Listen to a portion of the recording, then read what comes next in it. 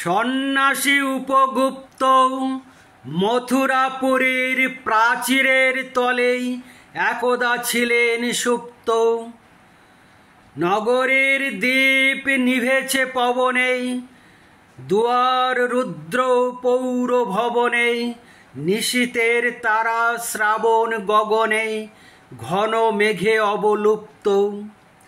কাহার নপুর সিঞ্জিত পদ সহসা বাজিল বক্ষে, সন্ন্যাসী বর চমকে জাগিল, স্বপ্ন জরিমা পলকে ভাগিল, রূঢ় দ্বীপের আলোক লাগিল ক্ষমা সুন্দর চক্ষে। নগরীর নটি চলে অভিসারে, যৌবন মদে মত্তা, অঙ্গে আঁচল সুনীল বরণ, রুনু ঝুনু রবে বাজে আভরণ, সন্ন্যাসী গায়ে পড়িতে চরণ, থামিল বাসব দত্তা। কি সুন্দর অপূর্ব কবিতা! যেন আমার মনটা সেই মথুরাপুরীর প্রাচীরের তলে, যেখানে সন্ন্যাসী উপগুপ্ত ছিলেন, যেন আমার হৃদয়টা মনটা সেখানেই পৌঁছে গিয়েছিল। কি অপূর্ব সুন্দর! এত সুন্দর কবিতা একমাত্র মাত্রাবৃত্ত ছন্দে রচনা করা সম্ভব। কবিগুরু রবি ঠাকুরের কবিতা অভিসার, খুব বিখ্যাত কবিতা অভিসার। তো এই কবিতাটা আমি মাত্রাবৃত্ত কেন বললাম? দেখুন, মথুরাপুরীর প্রাচীরের তলে একদা ছিলেন সুপ্ত। মথুরাপুরীর ছমাত্রা, প্রাচীরের তলে ছমাত্রা, একদা ছিলেন ছমাত্রা, সুপ্ত তিন মাত্রা। তাহলে প্রথম চরণে পেলাম 6 6 6 3। দ্বিতীয় চরণে দেখুন, নগরীর দ্বীপ নিভেছে পবনে। নগরীর দ্বীপ ছমাত্রা, নিভেছে পবনে ছমাত্রা। পরের লাইনে দেখুন, রুদ্র দুয়ার পৌর ভবনে। রুদ্র দুয়ার ছমাত্রা, পৌর ভবনে ছমাত্রা, তার মানে 6 6। মাঝখানের দু লাইন হলো 6 6 করে। শেষের লাইনটা দেখুন, প্রথম লাইনের সাথে মিল রেখে, নিশীথের তারা ছমাত্রা, শ্রাবণ গগনে ছমাত্রা, ঘন মেঘে অবলুপ্ত। ঘন মেঘে ছমাত্রা, লুপ্ত 3 মাত্রা। তাহলে কি দাঁড়ালো? 6 6 6 3, মাঝখানে দুবার 4 4 6 6, আর শেষের লাইনে 6 6 6 3। এই হলো মাত্রাবৃত্ত ছন্দ। অপূর্ব সুন্দর কবিতা। মাত্রাবৃত্ত ছন্দ একমাত্র পারে কবিতার আবৃত্তিযোগ্য কবিতা করে তুলতে। তো যাই হোক, আজকের আমার আলোচনার বিষয় কেবল নিরঙ্গ রূপক। কি বললাম? কেবল নিরঙ্গ রূপক। তাহলে রূপক কাকে বলি? না, উপমেয়ের সাথে যদি উপমানের অভেদ কল্পনা করা হয়, তখন তাকে বলা হয় রূপক অলঙ্কার। কিরকম? যেমন ধরুন, মন মাঝি তোর বৈঠা নেড়ে, আমি আর বাইতে পারলাম না। কি বললাম? মন মাঝি। এখানে রূপক অলঙ্কার কি? মন মাঝি। মনটা মাঝির সাথে তুলনা করা হচ্ছে। কেন না, মন আমাদের দেহ রূপ নৌকাকে পরিচালনা করে, আর মাঝি দরিয়ার নৌকাকে পরিচালনা করে। সেই জন্য মনকে মাঝির সাথে তুলনা করা হলো। আর কি হলো? অভেদ কল্পনা। অভেদ কল্পনা কেন বলছি? না, দেখুন, মনকে আমরা কেউ চোখে দেখতে পাই না, কল্পনা করে ধরতে হয়।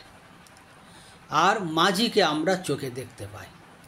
তাহলে যদি এখানে মনটা হলো উপমেয়, তাহলে উপমেয়কে আমরা চোখে দেখতে পাচ্ছি না, মাঝি হলো উপমান, তাকে চোখে দেখছি, এবং তার সাথে মাঝির সাথে মনের অভেদ কল্পনা করে এই রূপক অলঙ্কারের সৃষ্টি। কিন্তু উপমার ক্ষেত্রে দেখুন, পাখির নীড়ের মতো চোখ তুলে নাটোরের বনলতা সেন। কাকে তুলনা করলাম? চোখ। কার সাথে? পাখির নীড়ের সাথে। তাহলে চোখ উপমেয়, পাখির নীড় উপমান, এবং এই দুজনকে কিন্তু আমরা চোখে দেখতে পাচ্ছি। এখানে আর কল্পনা করার কোনো বিষয় নেই, এবং দুজনের মধ্যে একটা সাদৃশ্য মিল খুঁজে পাই। তাই পাখির নীড়ের সাথে চোখের আমরা তুলনা করি, সেই জন্য এই অলঙ্কারটা হয়ে যাচ্ছে উপমা অলঙ্কার। কিন্তু যখন বললাম মন মাঝি, তাহলে মন মাঝি, এখানে কিন্তু মনকে আমরা দেখতে পাচ্ছি না, মাঝিকে দেখতে পাই। তাহলে এই রকম যদি কোনো কল্পিত বিষয়ের উপর যদি কাব্য চমৎকারিত্ব সৃষ্টি করা হয়, সেই ধরনের শব্দবন্ধকে আমরা বলছি রূপক অলঙ্কার। এবার আসছি কেবল নিরঙ্গ রূপক। তাহলে নিরঙ্গ কেন বলবো? নিরঙ্গ বলতে কি বোঝায়? আমাদের অঙ্গ প্রত্যঙ্গ বলতে আমাদের হাত, পা, চোখ, মাথা ইত্যাদি। আমি যদি আমাকে গাছের সাথে তুলনা করি, তাহলে গাছের অঙ্গ প্রত্যঙ্গ কি না? গাছের ডালপালা, ফল, ফুল ইত্যাদি।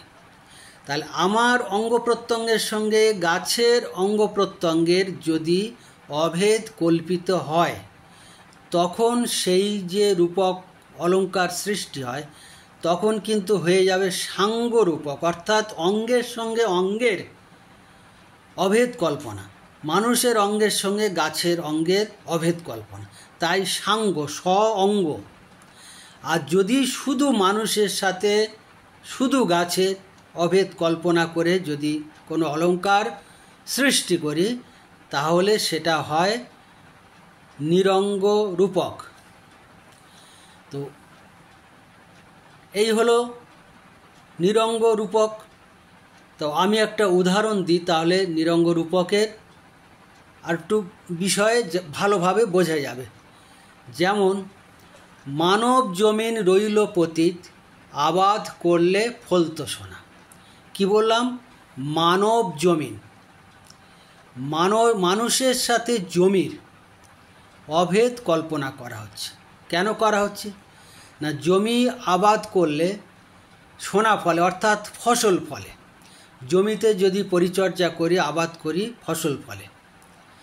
আর মানুষের মধ্যে যে ব্রেন, বুদ্ধি, তাকে যদি পরিচর্যা করা যায়, তাহলে একজন মানুষ সে ইঞ্জিনিয়ার হতে পারে, ডাক্তার হতে পারে, কবি হতে পারে। তাহলে মানব জমিনকে যদি আমরা কর্ষণ করি, উপযুক্ত শিক্ষায় শিক্ষিত করি, তাহলে সেও অনেক উপরে উঠতে পারে। তাহলে আমরা এই বাক্যটা কি দাঁড়ালো? মানব জমিন রইল পতিত, আবাদ করলে ফলতো সোনা। তাহলে আমি কিন্তু মানব এবং জমির সাথে বলেছি, কিন্তু যদি জমির অঙ্গ প্রত্যঙ্গ কি? মাটি, জল, কাদা ইত্যাদি। আর মানবের অঙ্গ প্রত্যঙ্গ আগে বললাম হাত, পা, মাথা ইত্যাদি। তাহলে মাটির অঙ্গ প্রত্যঙ্গের সঙ্গে যদি মানুষের অঙ্গ প্রত্যঙ্গের অভেদ কল্পিত হতো, তখন কিন্তু সেটা সাঙ্গরূপক, স্ব অঙ্গরূপক অলঙ্কার হতো। কিন্তু এই বাক্যে দেখুন, শুধু মানব জমিন রইল পতিত, আবাদ করলে ফলতো সোনা, অর্থাৎ মানুষের সাথে জমির অভেদ কল্পনা করা হয়েছে। এবং শুধু মানুষের সাথে শুধু জমির বলা হয়েছে বলে এই বাক্যটা দাঁড়াচ্ছে কেবল নিরঙ্গ রূপক অলঙ্কার। কি বললাম? কেবল নিরঙ্গ রূপক অলঙ্কার। তো আমি যদি আরও দু একটা উদাহরণ দিই তাহলে বিষয়টা আরও পরিষ্কার হবে। যেমন আসল কথাটা চাপা দিতে ভাই কাব্যের জাল বুনি। কি বললাম? কাব্যের জাল। আসল কথাটা চাপা দিতে ভাই কাব্যের জাল বুনি। তাহলে এখানে উপমেয় কি? কাব্য, আর উপমান হলো জাল। তাহলে উপমেয় অর্থাৎ কাব্যকে আমরা দেখতে পাচ্ছি, আর কাব্যের জাল, কাব্যের জালটা হলো কবির কল্পিত বিষয়। কবি কিভাবে তার কাব্যকে সমৃদ্ধি করবেন সেটা তার কল্পিত বিষয়।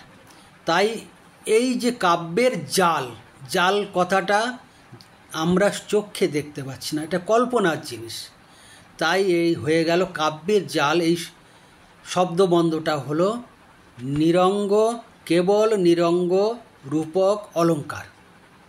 কি বললাম? কেবল নিরঙ্গ রূপক, কাব্যের জাল, কেবল নিরঙ্গ রূপক অলঙ্কার। তো আমি আরও একটা উদাহরণ দিই। যেমন শিশু ফুলগুলি তোমার ঘেরিয়া ফোটে। কি বললাম? শিশু ফুল, শিশু ফুল। শিশু হলো উপমেয়, ফুল হলো উপমান। শিশু ফুল, এই যে রূপক অলঙ্কারটা, এটাও কেবল নিরঙ্গ রূপক অলঙ্কার। তো আমি আরও একটা উদাহরণ দিচ্ছি। ব্যথিত ধরার হৃৎপিণ্ডটি আমি যে রক্ত জবা। কি বললাম? ব্যথিত ধরায় হৃৎপিণ্ডটি আমি যে রক্ত জবা। তাহলে তুলনার বিষয় রক্ত জবা। রক্ত জবা হলো উপমেয়, আর কার সাথে তুলনা? হৃৎপিণ্ডটি। হৃৎপিণ্ড হলো উপমান। তাহলে ব্যথিত ধরার হৃৎপিণ্ডটি আমি যে রক্ত জবা, এই বাক্যটা হলো কেবল নিরঙ্গ রূপক অলঙ্কার। তো আমি আর একটা উদাহরণ দিয়েই আজকের আলোচনা শেষ করব। রূপের পাথারে আঁখি ডুবি সে রইল। কি? রূপের, রূপের পাথারে। রূপ হলো উপমেয় আর পাথারে হলো উপমান। তাহলে রূপের পাথারে হলো কেবল নিরঙ্গ রূপক অলঙ্কার। তো আজকের আমার আলোচনা বিষয় কেবল নিরঙ্গ রূপক অলঙ্কার। এখানে আমি শেষ করলাম। পরের ভিডিওয়ে রূপক অলঙ্কারের আরও যেসব ভাগগুলো আছে সেই নিয়ে আলোচনা করব। সঙ্গে থাকুন, ভালো থাকুন। নমস্কার।